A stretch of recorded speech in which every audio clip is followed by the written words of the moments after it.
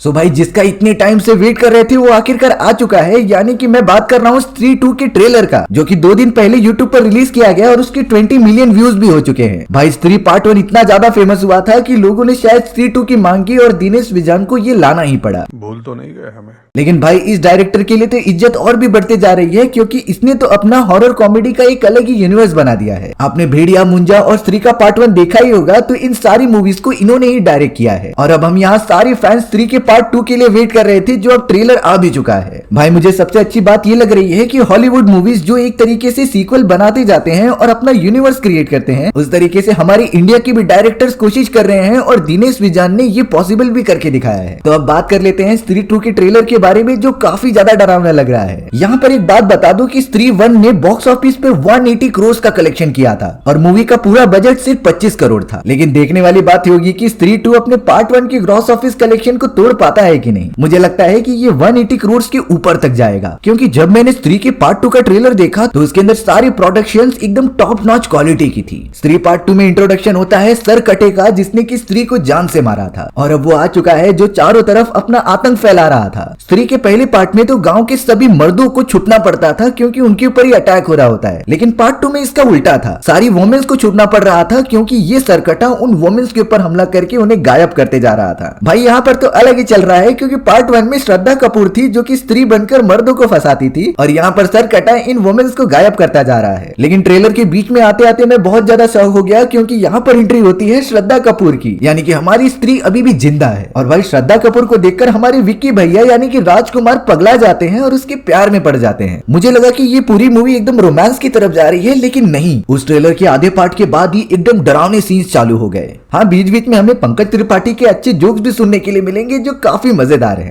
सरकटे के बारे में हम क्या जानते हैं? सरकटे का सर कटा हुआ है। वाह, इसको अभी का अभी IAS घोषित कर दो। थैंक यू भैया। और देखने से ऐसा नहीं लग रहा था कि पंकज त्रिपाठी इसे जानबूझकर बोल रहे हैं, ये तो नेचुरली उनके मुंह से निकल रहा था। वो ऐसे बोल रहे थे जैसे ये सारी चीजें वो नेचुरली बोलते हैं। पर मैं यहाँ पूरी तरीके से शौक हूँ कि पंकज त्रिपाठी किस तरीके से मिर्जापुर में एक्टिंग कर रहे हैं और यहाँ पर किस तरीके से कर रहे हैं। दोनों एकदम अलग हैं, लेकिन ट्रेलर देखने में क्या मजा आ रहा था। और सबसे ज्यादा शॉकिंग बात तो ये होती है कि एंड में स्त्री और शायद सर कटे की फाइट भी होगी, जिसकी ग्राफिक क्वालिटी देखने में काफी ज्यादा अच्छी लग रही होती है। मुझे एक मोमेंट पर भी ऐसा नहीं लगा कि मैं कोई बच्चे वाली मूवी देख रहा हूँ, क्योंकि इससे पहले जो हॉरर कॉमेडीज की मूवी बनाई जाती थी उसमें इस तरीके के ग्राफिक्स बिल्कुल भी नहीं यूज होते थे। यानी कि हमारी इंडियन हॉरर कॉमेडी के ग्राफिक्स ने बहुत ही ज्यादा डेवलप किया है, और आई थिंक ऐसे ही चलता रहा तो कुछ सालों के अंदर हमारी ये हॉरर कॉमेडी की मूवीज हॉलीवुड की मूवीज को भी टक्कर देने लग जाएंगी। जहां तक बात की जाए श्रद्धा कपूर की, जो कि स्त्री है और उसका एंट्री होती है पार्ट 2 में, और मैं बोल के दे सकता हूँ कि श्रद्धा कपूर के पूरे करियर में उनकी ये मूवीज बहुत ही बेस्ट हैं, जो कि श्रद्धा कपूर के एक अलग ही कैरेक्टर को शो करती हैं कि वो हॉरर कॉमेडी भी कर सकती हैं। तमन्ना भाटिया का आइटम डांस भी देखने मिलेगा।